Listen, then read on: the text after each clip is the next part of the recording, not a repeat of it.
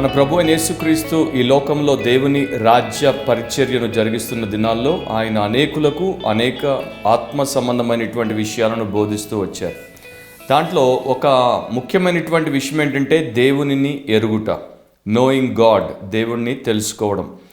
దేవుణ్ణి తెలుసుకోవడం గురించి యేసు ప్రభు తన చుట్టూ ఉన్నటువంటి వారికి, మరి ముఖ్యంగా తన శిష్యులుగా ఉన్నటువంటి వారికి నేర్పించినటువంటి విషయాలను నూతన నిబంధన మన కొరకు నమోదు చేసి పెట్టింది. 2 వచనాలు నేను మీ కొరకు చదువుతాను. మత్తయి సువార్త 11వ అధ్యాయం 27వ వచనం. సమస్తమును నా తండ్రి చేత నాకు అప్పగింపబడి ఉన్నది. తండ్రి గాక ఎవడును కుమారుని ఎరుగడు, కుమారుడు గాకను కుమారుడెవనికి ఆయనను బయలుపరచను ఉద్దేశించునో వాడుగాకను మరి ఎవడును తండ్రిని ఎరుగడు.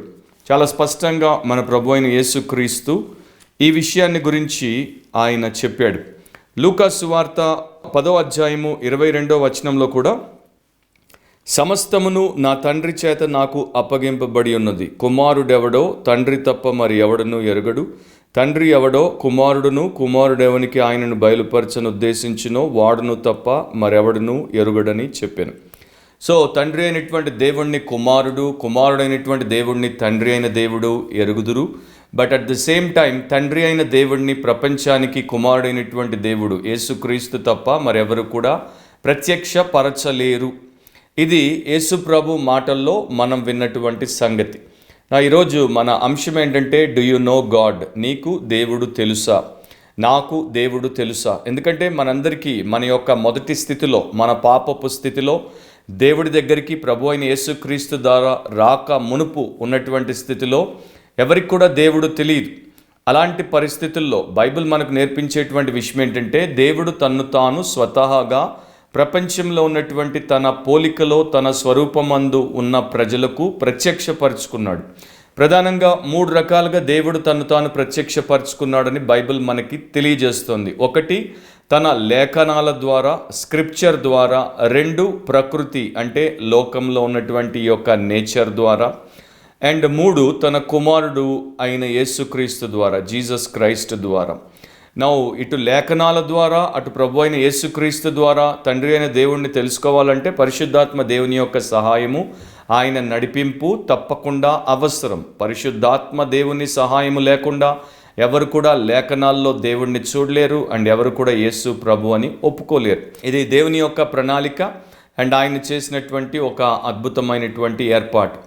యేసు ప్రభువును నేను వ్యక్తిగతంగా నా రక్షకునిగా క్రొత్త జన్మ అనుభవం ద్వారా తెలుసుకోకుండా, ఆయనతో నేను అన్యోన్యమైనటువంటి సహవాసమును కలిగి ఉండకుండా ఈ తండ్రి అనేటువంటి దేవుడిని నేను అన్నిటికీ పరిపూర్ణంగా ఎరుగలేను.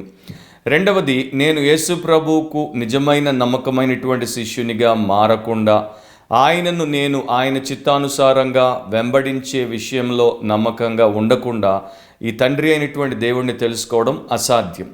ఇప్పుడు మన ప్రపంచంలో, అంటే ప్రపంచమంతటా ఉన్నటువంటి క్రైస్తవ లోకంలో మనం చూసేటువంటి కొన్ని విషయాలు. 1, చాలామంది, ఎక్కువ శాతం మంది క్రైస్తవులుగా పేర్కొనబడేటువంటి వారు, క్రైస్తవులుగా చలామణి అవుతున్నటువంటి వారు, దేవుణ్ణి ఎరుగుదుము అనుకునేటువంటి వారు ఒక రకమైనటువంటి భ్రమలో ఉన్నారు, ఒక రకమైనటువంటి మిథ్యలో ఉన్నారు అని మనము చాలా స్పష్టంగా చెప్పొచ్చు. వారికి నిజమైనటువంటి దేవుడితో ఏ రకమైనటువంటి సంబంధం లేదు, వారు ఎన్నడూ కలుసుకోలేదు, వారు ఆయనను ఎరుగరు. అయినా కూడా వారు ఈ రకంగా దేవుడు మాకు తెలుసు అనేటువంటి మోసంలో ఉన్నారు. 2వది, మరికొంతమంది సేవకులు, వీరు ప్రత్యేకమైనటువంటి సంబంధం దేవుడితో మాకుంది, మేము ప్రత్యేకమైనటువంటి అభిషేకము గలవారము, మా ద్వారానే దేవుడు ప్రత్యేకంగా ఈ పలానా పరిచర్యలు ప్రపంచంలో చేస్తున్నాడు అని చెప్పుకుంటారు. మాకు దేవుడితో స్పెషల్ కనెక్షన్, లేకపోతే స్పెషల్ రిలేషన్షిప్ ఉంది, ఎందుకంటే మాకు మాత్రమే దేవుడికి సంబంధించినటువంటి స్పెషల్ రెవల్యూషన్ ఉంది అని వారు మన ముందు చాలా రకాలుగా ప్రగల్భాలు పలుకుతుంటారు. ఇద్దరికి కూడా దేవుడు సరిగా తెలియదు, దేవుడి విషయాలు తెలియదు అనేది బైబిల్ని జాగ్రత్తగా ఫాలో అవుతే మనకు అర్థమైపోతుంది. ఈనాటి ప్రపంచంలో దేశాలన్నింటిలో, క్రైస్తవ దేశాలుగా, క్రైస్తవులు ఉన్నటువంటి ప్రాంతాలుగా ఎన్నుకోబడినటువంటి అన్నింటిలో మీరు జాగ్రత్తగా చూస్తే ప్రస్తుతం పాడేటువంటి పాటల్లో ఎక్కువ శాతం, ప్రస్తుతం చేయబడుతున్నటువంటి ప్రసంగాల్లో ఎక్కువ శాతం, ప్రస్తుతం ఆత్మ సంబంధమైనటువంటి అభ్యాసాలుగా, విషయాలుగా చలామణి అవుతున్నటువంటి వాటిలో ఎక్కువ శాతం మరి బైబిల్ దేవుడిని ఎరిగినటువంటి వారు చేసేటువంటివిగా లేవు.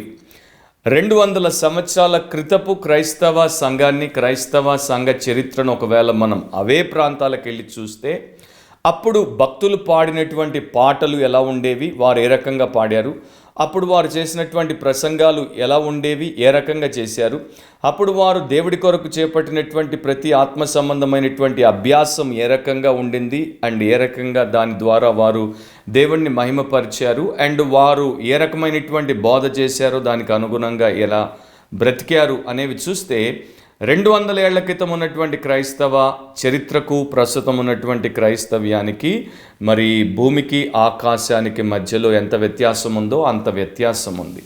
ఈనాటి క్రైస్తవ్యంలో చాలామందికి బైబిల్ దేవుడు తెలియదు కనుక, బైబిల్లో ఉన్నటువంటి దైవికమైనటువంటి విషయాలు తెలియవు కనుక వారి యొక్క వింతైనటువంటి పోకడలు మనమే కాదు అన్యులు కూడా ముక్కున వేలేసుకునేటటువంటిగా మరి రోజున మన ముందు తయారై కూర్చున్నాయి. అందుకనే ప్రశ్న ఏంటంటే, నీకు దేవుడు తెలుసా? యేసుక్రీస్తు ద్వారా తండ్రి అయినటువంటి దేవుడిని నీవు వాక్యానుసారంగా తెలుసుకున్నావా? ఇది చాలా ముఖ్యమైనటువంటి విషయం. సామెతలు 9వ అధ్యాయం 10వ వచనంలో ఈ రకంగా రాయబడింది, యెహోవాయందు భయభక్తులు కలిగి ఉండుటయే జ్ఞానమునకు మూలము, పరిశుద్ధ దేవుని గూర్చిన తెలివియే వివేచనకు ఆధారము. సో దేవుని యందు భయము, భక్తి కలిగినటువంటి వారికి దైవికమైన జ్ఞానము, వాక్యానుసారమైన జ్ఞానము, పరిశుద్ధమైనటువంటి జ్ఞానము లభిస్తుంది. దేవుడంటే బొత్తిగా భయము, భక్తి లేనటువంటి వారు, భక్తి వేషాన్ని కేవలం పైన మాత్రం ధరించినటువంటి వారు, దేవుణ్ణి ఎరుగనటువంటి వారు ఈ రకంగా మరి మన ముందు నిలబడినప్పుడు వారికి దేవుడి జ్ఞానము లేదు. వారి మాటల్లో, వారి చేష్టల్లో, వారి జీవన విధానాల్లో, వారి పరిచర్య పోకడల్లో దైవ జ్ఞానం ఎక్కడా మనకి కనబడట్లేదు అని మనం చెప్పచ్చు. సరే, ఇక మన దగ్గరికి మనం వస్తే, నీకు వ్యక్తిగతంగా దేవుడితో పరిచయం ఉందా? నీకు దేవుడు తెలుసా? ఎందుకు అనంటే, దేవుడిని తెలుసుకోకపోతే మనం చాలా పెద్ద ప్రమాదంలో ఉన్నాం. యోహాను సువార్త 17వ అధ్యాయం 3వ వచనం ప్రకారము మన ప్రభు అయినటువంటి యేసు అత్యంత కీలకమైనటువంటి సత్యాన్ని అక్కడ చెప్పారు. అద్వితీయ దేవుడవైన నిన్నును, నీవు పంపిన యేసుక్రీస్తును ఎరుగుటయే నిత్య జీవము అని అన్నాడు.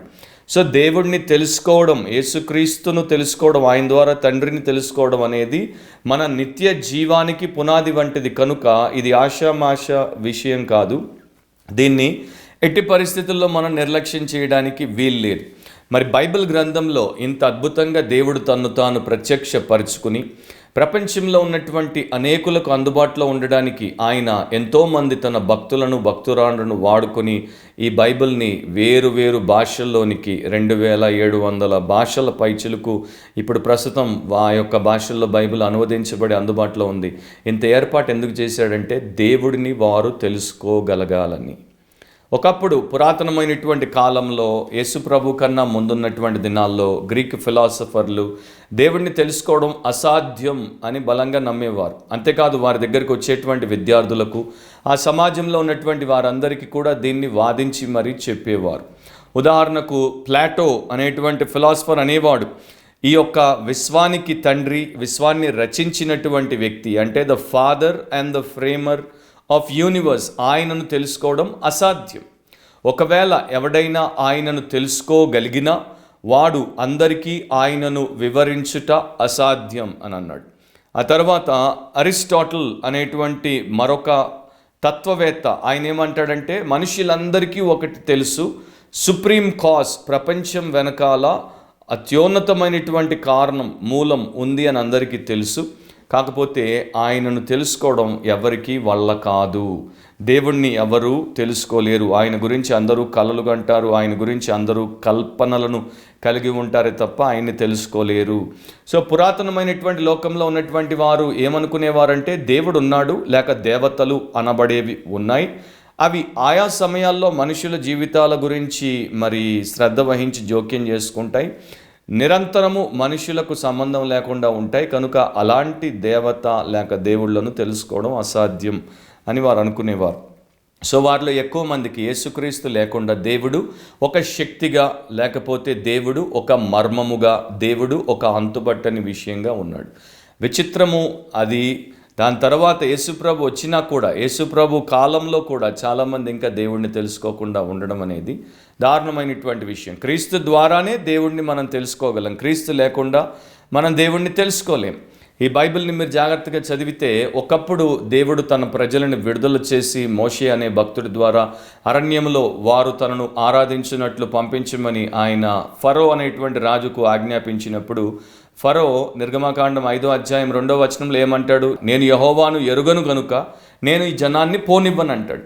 సో దేవుడిని ఎరుగనటువంటి ఒక ఐగుప్తు రాజు దేవుని ప్రజలను విడుదల చేయడానికి ఇష్టపడలేదు. దేవుణ్ణి ఎరుగనప్పుడు మనుషులు ఏ రకమైనటువంటి పనులు చేస్తారో, ఏ రకమైనటువంటి పరిస్థితుల్లోనికి వారు పడిపోతారో బైబిల్ చాలా మనకి స్పష్టంగా చెప్తోంది. సామెతల గ్రంథంలోనే 30వ అధ్యాయంలో ఆగూరు అనేటువంటి వ్యక్తి ఈ రకంగా 2-3 వచనాల్లో రాశాడు. నిశ్చయముగా మనుషులలో నా వంటి పశుప్రాయుడు లేడు, నరులకున్న వివేచన నాకు లేదు. నేను జ్ఞానాభ్యాసము చేసుకున్న వాడును కాను, పరిశుద్ధ దేవుని గూర్చిన జ్ఞానము పొందలేదు. పరిశుద్ధ దేవుని గూర్చిన జ్ఞానము పొందలేదు. మనలో చాలామంది ఈనాటికి కూడా ఇంత టెక్నాలజీ వచ్చి బైబిల్ అనేక వర్షన్స్లో మన యొక్క స్మార్ట్ ఫోన్స్లో మనకు అందుబాటులో ఉండి యేసు ప్రభు మనల్ని మరి ఎల్లప్పుడూ కూడా దైవ ప్రత్యక్షతలో నడిపించడానికి సిద్ధంగా ఉండి కూడా మనం ఇంకా దేవుడిని తెలుసుకోకపోవడం, పరిశుద్ధ దేవుని జ్ఞానాన్ని పొందకపోవడం చాలా మరి భయంకరమైనటువంటి విషయం. ఇర్మియా గ్రంథంలో దేవుడు తన ప్రజల గురించి ఈ రకంగా చెప్పాడు. చాలా బాధతో ఆయన ఈ రకంగా చెప్పాడు. 4వ అధ్యాయము 22వ వచనాన్ని చదువుతున్నాను. నా జనులు అవివేకులు గనుక వారు నన్ను ఎరగరు. నా జనులు అవివేకులు కనుక వారు నన్ను ఎరగరు. అంటే నా ప్రజలకు తెలివి లేదు కనుక వారు నన్ను తెలుసుకోవట్లేదు. అంటే అన్నింటిని తెలుసుకుంటారు కానీ నన్ను తెలుసుకోవట్లేదు. నన్ను తెలుసుకోకపోవడానికి గల కారణం ఏంటంటే వారికి తెలివి లేదు, వారికి బుద్ధి లేదు, వారికి జ్ఞానోదయం అవ్వలేదు. అండ్ ఈ రోజున కోకొల్లలు క్రైస్తవ లోకంలో మనకు కనబడేటువంటి సోకాల్డ్ క్రైస్తవులు అండ్ సోకాల్డ్ క్రైస్తవ సేవకులకు బైబిల్ పరిజ్ఞానం ఎంత ఉందో దాన్ని బట్టి వారిలో మూర్ఖత ఎక్కువ, దైవ జ్ఞానం తక్కువ అనేది మనం ఇట్టే చెప్పియొచ్చు. ఇర్మియా గ్రంథంలోని 9వ అధ్యాయము 3వ వచనంలో దేవుడు మరల ఈ రకంగా చెప్పాడు. కావలసినటువంటి భాగాన్ని నేను చదువుతున్నాను. నన్ను ఎరుగక కీడు వెంట కీడు చేయుచు ప్రవర్తించుచున్నారు, ఇదే యెహోవా వాక్కు. సో ఎప్పుడైతే ప్రజలు దేవుడి ప్రజలుగా గుర్తింపబడినటువంటి వారు దేవుడిని ఎరుగకుండా ఉంటారో వారు ఇక తప్పక కీడు వెంబడి కీడును చేస్తూ వెళ్ళిపోతారు. అంటే రిపీటెడ్గా వారు పాపాన్ని చేస్తారు. క్రమం తప్పకుండా వారు అతిక్రమిస్తూ ఉంటారు. క్రమం తప్పకుండా వారు దోషభరితులు అవుతూ ఉంటారు. ఇలాంటి దుస్థితిలోనికి మనం వెళ్ళాల్సిన అవసరం లేదు, కానీ వెళ్తున్నామంటే దేవుణ్ణి ఎరుగకపోవడం చేతనే. ప్యూరిటన్ భక్తుడు స్టీఫెన్ చార్నాక్ ఆయన రాసినటువంటి ఒక అద్భుతమైనటువంటి గ్రంథము దేవుని యొక్క గుణ గణములకు సంబంధించినటువంటి గ్రంథము. ఆయన రాసినటువంటి పుస్తకము ది యాట్రిబ్యూట్స్ ఆఫ్ గాడ్. దేవుడి యొక్క స్వభావం ఏంటి, దేవుడిలో ఉన్నటువంటి ఆ గొప్ప గుణ లక్షణాలు ఏంటి, చాలా అద్భుతంగా ఆయన వివరించాడు. ఆయన ఒక మాట అంటాడు, పవిత్రమైనటువంటి దేవుడిని మనుషులు తెలుసుకోకపోవడం చేత వారి యొక్క శరీరము, వారి యొక్క ఆత్మ ఇక తప్పనిసరిగా అపవిత్రమైపోతూనే ఉంటుంది.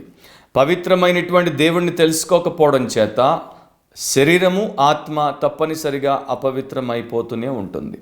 అండ్ ఆయన ఇంకో మాట అంటాడు, దేవుని ప్రజలుగా ఉన్నటువంటి వారు, విశ్వాసులైనటువంటి వారు ఈ దేవుని యొక్క గుణగణములను గూర్చి లోతైన పరిజ్ఞానాన్ని లేకపోతే విస్తృతమైనటువంటి జ్ఞానాన్ని కలిగి ఉండాలి. పరిశుద్ధ దేవుని గూర్చినటువంటి జ్ఞానము నీకెంత ఎక్కువగా ఉంటుంటే అంత పరిశుద్ధంగా నీవు జీవించగలవు. నేను పరిశుద్ధులను కనుక మీరును పరిశుద్ధులై ఉండుడి అని ప్రభు చెప్పినప్పుడు ఆయన ఎలాంటి పరిశుద్ధత గలవాడో, ఆయన పరిశుద్ధత ఏంటో మనకు అర్థమైతేనే కానీ మనం ఆ స్థాయికి ఎదగలేం. ఇర్మియా 2వ అధ్యాయము 8వ వచనంలో దేవుడు తన మామూలు విశ్వాసంలో ఉన్నటువంటి ప్రజల గురించే కాదు, తన సేవలో ఉన్నటువంటి సేవకుల గురించి కూడా చాలా కఠినంగా చెప్పాడు. 8వ వచనం, యెహోవా ఎక్కడ ఉన్నాడని యాజకులు అడుగుదురు, ధర్మశాస్త్రోపదేశకులు నన్నెరుగరు. ధర్మశాస్త్రాన్ని బోధించేటువంటి వారు దేవుణ్ణి ఎరుగరు. మరి ఈ రోజున కూడా అలాంటి వారు మనకు చాలామంది కనపడతారు. ప్రీస్టులుగా ఉన్నవారు, పాస్టర్లుగా ఉన్నవారు, ఇవాంజలిస్టులుగా ఉన్నవారు, బైబిల్ టీచర్స్గా ఉన్నవారు అండ్ క్రిస్టియన్ మినిస్టర్స్గా ఉన్నవారిలో చాలామందికి ఈనాడు దేవుడు తెలియదు కనుక వారు ధర్మశాస్త్రాన్ని బోధిస్తున్నా, దేవుడి వాక్యాన్ని బోధిస్తున్నా దేవుడిని ఎరగకుండానే దాన్ని చేస్తున్నారు. పరిచర్యలో ఈ రకమైనటువంటి వారు ఉండడం కొత్త ఏమీ కాదు. మనకు 1 సమూయేలు 2వ అధ్యాయము 12వ వచనాన్ని చదివితే ఏలీ తర్వాత ఆయన కుమారులు పరిచర్యలోనికి వచ్చారు. కానీ బైబిల్ ఏం చెప్తోంది? యెహోవాను వారు ఎరుగరు, అయినా కూడా వారు పరిచర్య చేస్తున్నారు. దేవుణ్ణి ఎరుగకుండా వారు పరిచర్య చేశారు కనుకనే పరిచర్యను కలుషితం చేశారు. అండ్ పరిచర్యను దేవుడికి పూర్తి భిన్నంగా దుర్వినియోగం చేసి దుర్మార్గులైపోయారు. యేసుప్రభు ఆయన దగ్గరికి వచ్చినటువంటి యూదులతో మాట్లాడినప్పుడు యోహాను సువార్త 8వ అధ్యాయంలో వారు మేము అబ్రహాము సంతానం అని అంటారు. అప్పుడు యేసుప్రభు యోహాను 8:55లో వారితో ఏమంటాడంటే, నేను దేవుడిని ఎరుగుదును కానీ మీరు ఆయనను ఎరుగరు. మీ తండ్రి అయినటువంటి అబ్రహాము దేవుడిని ఎరిగినవాడు, మీరు ఆయన సంతానమని గొప్పగా చెప్పుకుంటున్నారు, అతిశయిస్తున్నారు, కానీ మీరు ఆయనను ఎరుగరు అని చెప్పి వారి తండ్రి ఎవరో ఆ 8వ అధ్యాయంలోనే దుష్టుడు మీ తండ్రి అని యేసుప్రభు నిరూపించేశాడు. నా ప్రియమైనటువంటి సహోదరి సహోదరులారా, ఈ చివరి దినాల్లో ఉన్నటువంటి మనకు అన్నింటికన్నా ఎక్కువగా తెలుసుకోవాల్సినటువంటి విషయం లేక వ్యక్తి దేవుడు. సూర్యుని కింద ఉన్నటువంటి ఏ సబ్జెక్టు నాకు పూర్తిగా తెలియకపోయినా పర్వాలేదు, కానీ ఈ విశ్వాసానికి మూలకారకుడైనటువంటి దేవుణ్ణి తెలుసుకోకపోవడం ఇక్కడ ఈ జీవితానికి, తరువాత ఆ నిత్య జీవితానికి చాలా పెద్ద ప్రమాదకరమైనటువంటి విషయం. న్యాయాధిపతులు 2:10 చదివితే, దేవుణ్ణి కానీ దేవుడు చేసినటువంటి గొప్ప కార్యములను కానీ ఎరుగనటువంటి మరొక తరము పుట్టెను అని రాయబడింది. నా భయం ఏంటంటే, ఇప్పుడున్నటువంటి మంచి బైబిల్ పండితుల యొక్క భయం ఏంటంటే, వారి యొక్క అభిప్రాయం ఏంటంటే, చాలా త్వరలో మన లోకంలో అంటే క్రైస్తవ లోకంలో ఒక తరము వస్తుంది. అప్పుడు ఇక ఈ దేవుడి విషయాలు ఆ తరానికి బొత్తిగా తెలియవు. ఇప్పటికే సగం తరం అట్లా అయిపోయిందేమో అనేటువంటి పరిస్థితుల్లో మనం చూస్తున్నాం. సమరయ స్త్రీ దగ్గరికి యేసుప్రభు వచ్చినప్పుడు యోహాను సువార్త 4వ అధ్యాయం 22వ వచనంలో ఒక మాట అన్నాడు, మీరు ఎరుగని దానిని ఆరాధించువారు, మేమైతే మేము ఎరిగినటువంటి దేవుణ్ణి ఆరాధించువారు. సో నేను ఎన్నో మీటింగ్స్కి వెళ్తుంటాను, ఎన్నో చర్చెస్లో ప్రీచ్ చేస్తుంటాను. ఆ చర్చెస్లో, ఆ మీటింగ్స్లో, ఆ సెట్టింగ్లో చాలామంది వారు ఎరుగనటువంటి దేవుడిని ఆరాధిస్తున్నట్టు, వారు వాక్య విరుద్ధమైన రీతిలో ఆరాధిస్తున్నట్టు ఓపెన్గానే కనపడుతోంది. అండ్ ఇక్కడ యేసుప్రభు అంటున్నాడు, మేము ఎరిగిన వారిని మేము ఆరాధించేవారం, నేను ఎరిగిన దేవుడిని నేను ఆరాధించేవాడను. ఒకప్పుడు గొప్ప శాస్త్రవేత్తగా పేరుగాంచినటువంటి థామస్ ఆల్వా ఎడిసన్ ఆయన ఈ రకంగా అన్నాడు, మనకు ఏ విషయానికి సంబంధించి అయినా 1% 1 పార్ట్ కూడా తెలియదు. We do not know 1 part of 1% of anything అని చెప్పి ఆయన ఏమంటాడంటే, మనకు అసలు నీరు అంటే ఏంటో తెలియదు, మనకు అసలు వెలుగు అంటే ఏంటో తెలియదు, మనకు అసలు విద్యుత్ శక్తి అంటే ఏంటో తెలియదు, మనకు అసలు భూమి ఆకర్షణ శక్తి అంటే ఏంటో తెలియదు, మనకు అసలు మ్యాగ్నెటిజం అంటే ఏంటో తెలియదు. మరి మనకు తెలిసిందేంటి? మనకు తెలిసింది కేవలం హైపోథెసిస్ మాత్రమే, అంటే పరికల్పనలు మాత్రమే, పలానా అనేటువంటి ఒక కల్పన మాత్రమే. మనకు అవి యథార్థముగా ఏమై ఉన్నవో తెలియదు అని ఒక ప్రపంచ ప్రముఖ శాస్త్రవేత్త అంటున్నాడు. అవును, ప్రపంచంలో ఉన్నటువంటి అనేక విషయాలు మనకు తెలియవు అండ్ తెలియకుండానే మనం చనిపోయి వెళ్ళిపోవచ్చు. శుభవార్త ఏంటంటే, సంతోషభరితమైనటువంటి గొప్ప విషయం ఏంటంటే, యేసుక్రీస్తు ద్వారా వీటన్నింటికి సృష్టికర్త, వీటన్నింటినీ రచించినటువంటి పరమ దేవుడిని మనము తెలుసుకోవచ్చు. ఆయన ఏమై ఉన్నాడు, ఆయన ఎలాంటి వాడు, ఆయన గుణగణాలేంటి, ఆయన ప్రేమ, ఆయన దయ, ఆయన జాలి, ఆయన కనికరము, ఆయన పరిశుద్ధత, ఆయన ప్రభావము, ఆయనలో ఉన్నటువంటి ఆ లోతైనటువంటి నిగూఢమైన గుణలక్షణాలు అన్నీ కూడా యేసుక్రీస్తు ద్వారా మనం తెలుసుకోవచ్చు. అండ్ క్రీస్తును తెలుసుకోవడం ద్వారా దేవుని ఆత్మ వాక్యమును మనకు తెలియచేసి మన మనోనేత్రాలకు వెలుగునిచ్చి మనల్ని నడిపిస్తాడు. ఇర్మియా గ్రంథంలోనే 9వ అధ్యాయంలో దేవుడు ఒక మంచి మాటను పలికాడు. అది నేను చదివి మరి ఈ యొక్క సందేశాన్ని ముగిస్తాను. 23, 24 వచనాలు. యెహోవా ఇలాగూ సెలవిచ్చుచున్నాడు, జ్ఞాని తన జ్ఞానమును బట్టి, సూర్యుడు తన శౌర్యమును బట్టి అతిశయింపకూడదు, ఐశ్వర్యవంతుడు తన ఐశ్వర్యమును బట్టి అతిశయింపకూడదు. అతిశయించువాడు దేనిని బట్టి అతిశయింపవలనగా, భూమి మీద కృప చూపుచు నీతి న్యాయములు జరిగించుచున్న యెహోవాను నేనే అని గ్రహించి నన్ను పరిశీలనగా తెలుసుకొనుటను బట్టియే అతిశయింపవలెను. అట్టి వాటిలో నేను ఆనందించువాడనని యెహోవా సెలవిచ్చుచున్నాడు. 3 విషయాలు, ఏ మూడింటిలో అయితే ప్రపంచం అతిశయిస్తుందో, ఏ మూడింటి వెనకాలైతే ప్రపంచం అహర్నిశలు పరుగులు తీస్తూ ఉంటుందో, ఏ మూడింటి కొరకైతే ప్రపంచంలో ఉన్నటువంటి సామాన్యులు, అతిరథ మహారథులు ప్రాణాలు ఇవ్వడానికి కూడా సిద్ధపడతారో, ఆ మూడింటిని పక్కన పెట్టండి. వాటికన్నా ముఖ్యమైనది మరొకటి ఉంది, దాన్ని లక్ష్యముగా చేసుకోండి అని దేవుడు చెప్తున్నాడు. ప్రపంచం విలువనిచ్చే 3 విషయాలేంటి? ఒకటి విజ్డమ్, బాగా జ్ఞానము, లేకపోతే తెలివితేటలు సంపాదించుకోవడం. అందుకనే డిగ్రీలు, తర్వాత పిహెచ్డీలు, తర్వాత ఇంకా హయ్యర్ డిగ్రీలు చదివేటువంటి వారు మనకు కనపడుతూనే ఉంటారు. దాంట్లో మరి వారు అతిశయిస్తుంటారు. లేకపోతే రెండవది ఏంటి? శౌర్యం, అంటే అధికారం, లేకపోతే శక్తి.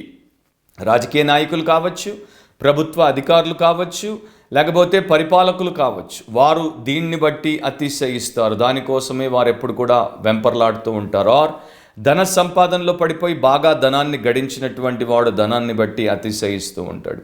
సో విజ్డమ్ కానీ, పవర్ కానీ, రిచెస్ కానీ మన యొక్క బోస్టింగ్కి కారణం కాకూడదు. మనము నిశితంగా దేవుడిని పరీక్షించి తెలుసుకోవడం ద్వారా దేవుడి యందు అతిశయించాలని దేవుడు చెప్తున్నాడు. ఈరోజున ఎంతమంది బైబిల్ని కనీసం రోజు కొంత సమయము శ్రద్ధతో చదువుతున్నారు? చదవడమే కష్టంగా ఉన్నటువంటి క్రైస్తవ లోకానికి ఇక బైబిల్ని పఠించడం, దాన్ని కంటత చేయడం, దాన్ని ధ్యానపూర్వకంగా దినమంతా కూడా ఆనందముతో దానిని నెమరు వేసుకుంటూ ఉండడం అనేది ఈ తరంలో ఉన్నటువంటి ఎక్కువ శాతం మందికి తెలియదు. అండ్ వారి తరంలో మేము చక్కని చదువులు చదువుకుంటున్నాం, మేము మంచి పొజిషన్స్లో ఉంటున్నాం, మేము బాగా సంపాదించుకుంటున్నాం అని లోక సంబంధమైనటువంటి మూర్ఖపు విషయాల్లో మునిగి తేలుతున్నారు తప్ప దేవుడిని వారు తెలుసుకోవట్లేదు. అందుకనే వారి జీవితాల్లో వారు మూర్ఖంగానే ప్రవర్తిస్తారు, వారు మాటి మాటికి పాపం చేస్తారు, వారు మాలిన్యమైపోతూ అపవిత్రంగా తమ శరీరాలను, ఆత్మలను, హృదయాలను వాటికి అమ్మేసుకుంటారు. అండ్ వారి ద్వారా దేవుడికి మహిమ రాదు, వారి ద్వారా ఇతరులకు ప్రయోజనం కలగదు, వారి ద్వారా దేవుడి రాజ్యం కట్టబడదు. వారు క్రీస్తు పోలికలో ఆత్మ సంబంధమైనటువంటి ఫలముతో పెరిగి వృద్ధిలోనికి రారు. సో నీకు దేవుడు తెలుసా అన్నదే ప్రశ్న. తెలియకపోతే ఈరోజు నుండి యేసుక్రీస్తు ద్వారా ఆ దేవుడిని తెలుసుకోవడం, దేవుడి ద్వారా ధన్యతలోనికి రావడం నీకు దేవుడిచ్చినటువంటి ఆధిక్యత, నాకు దేవుడిచ్చిన ఆధిక్యత. కనుక మనలో ప్రతి ఒక్కరం అన్నింటికన్నా ముఖ్యంగా మొదటిదిగా మన దేవుడిని తెలుసుకునే విషయంలో మనము సాధన చేద్దాం. అండ్ దాని కొరకే మనల్ని మనం సమర్పించుకుందాం. మనలో ప్రతి ఒక్కరికి దేవుడు అలాంటి గొప్ప కృపనిచ్చి బలపరిచి ఆ రకంగా మనల్ని నడిపించునుగాక. ఆమేన్.